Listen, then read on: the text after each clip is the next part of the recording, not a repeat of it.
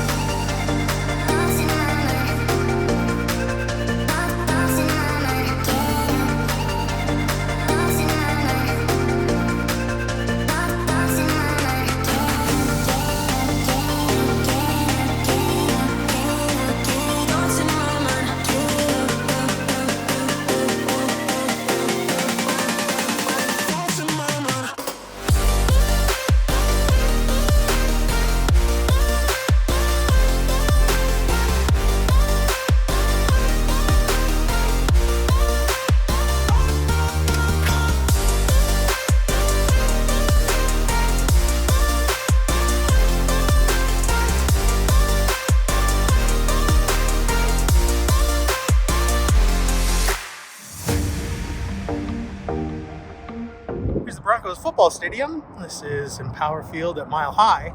This is right along the bike path, which is super awesome and great view of the city, and you have the Broncos stadium right here.